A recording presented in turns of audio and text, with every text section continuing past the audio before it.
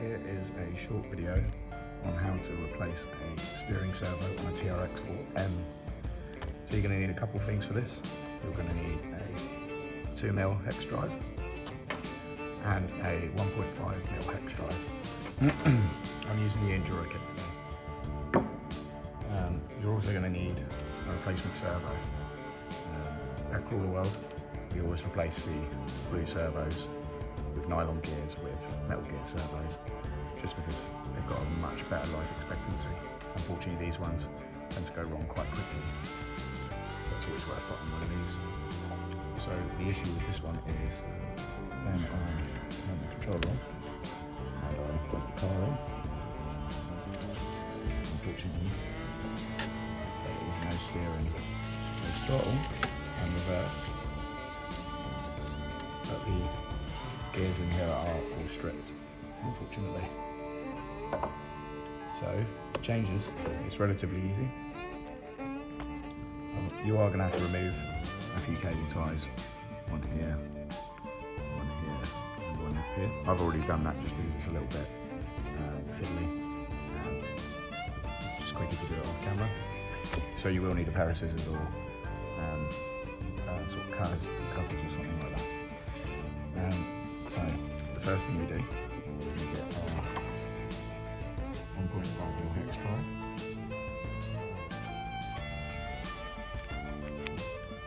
I'm going to undo this screw here. This one.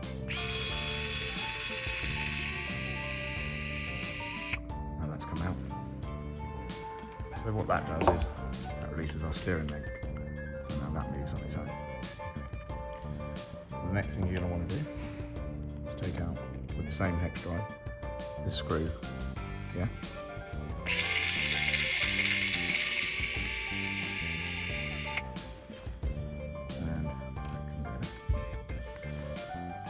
And then there's one tucked behind, but they do very helpfully leave you a notch there in case you need to use a slightly larger screwdriver. So we'll go ahead and remove that. So the longer screw goes in here, and the shorter screws go in here. And then we can back the servo out.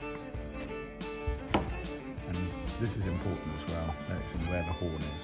So for the horn, we need a 2mm. And you just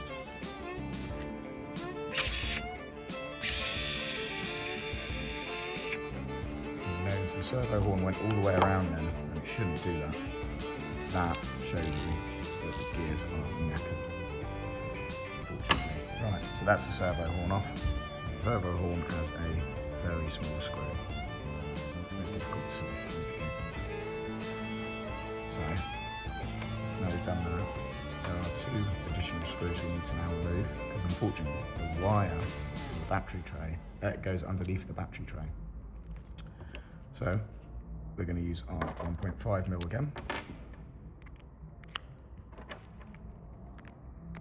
Just insert that there. Remove this.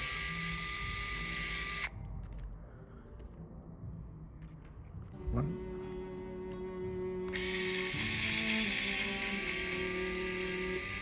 Two. And if you're not sure where I just took those from, there's one here, one here, and then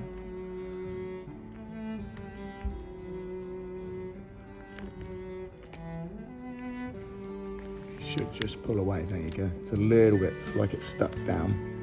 It's a bit tricky to pull out because there's some notches that hold it in. Just here, and there. So when you put that back in, you'll need to angle it like this and push it in. Okay. So then we can remove the servo. It is the white, red and black lead. The rest of them are black and red only. Okay. And I removed that from here, where it says servo, that's that one, okay? And then we're going to go and post it through here on the battery tray. A little bit fiddly, but it can be done. There you go. And that is our broken part out. Get rid of that. And now we can work on fitting the new one. So here's our new one. So before we do anything, we need to plug the servo in, turn the car on, and turn the controller on, plug the servo in to the servo port. As you can see, that is alright. Now we can plug the battery into the car. Right, and what we're looking for is that noise that you just heard. That was the servo moving itself into place. So on the dial here, this is your steering trim. Notice when I move, it might be a little bit difficult to see on camera. When I spin this, it adjusts the servo's angle. So I want that on the 0 because now that servo is central. So what we can do then is take the horn, place the horn on. It's never going to be centered. It will never be right in the middle. And that's just because of where the teeth are. So what you do then is you adjust to the right or the left. And there you go. That is now centered. Take our small screw, place that in. And you need our 2mm hex drive that we were using earlier. It goes in here. And you just want to hold everything. So hold the servo and hold the horn in place. That's because when we tighten it, it will try to move. Alright. There you go, that's now in. So now when I turn the wheel, it will steer. So, you can go turn the car off now, turn the remote off. And then unplug this. Because what we now need to do is the difficult part of posting this. So this goes in here with these wires, which is in the front of the battery tray, is where it goes on the car. So here, there's your rubber bit for reference. And then it's going to go through here. You just need to pull it through enough. And then we can place our servo there out of the way.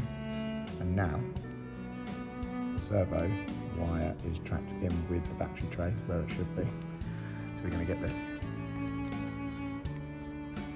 And then you put one side in. So it's very difficult to see. Let me remove this one. So you can see. So we get this notch up here. It's going to go in first. Then the second notch, you will angle the tray until you get that in like so. That is now in. Then we lay it all down and it will lay back into place with the holes all lined up perfectly. So, then we're going to go ahead and get our 1.5mm. Place that in. Take our first screw. Go on there. And then screw that back in. That's tight enough. Don't over tighten the screws because you'll just cross thread it. And then you'll need to buy loose screws or that and new skid plate for it to go into. Like that. There you go. That's tight enough. Okay. So our servo's now where it was before with regards to the wiring. So then we get the front of the servo horn. That should look like that. And it goes, it hooks in like that. Apologies, the light's just gone out. Don't think we need it anyway. So the servo is placed into where it was. So the first thing we're going to do now is we're going to get 2 screws from earlier, 1.5mm X.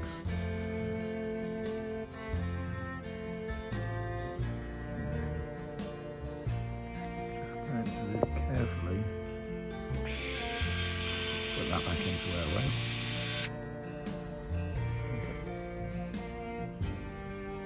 As you can see, that has successfully gone in. And then you get your second screw. That goes in there.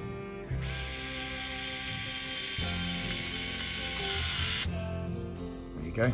And that is the servo held in properly. Now get our last screw, which is a little bit fiddly sometimes. And that will go into the end of the horn. But it won't do that until you line it up properly. This is the hardest part.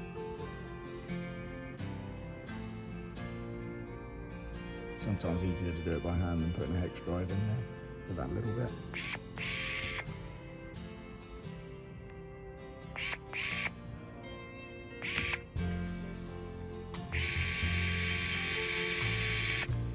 And there you go. So now, just so you can see, we'll put our rubber strap back on.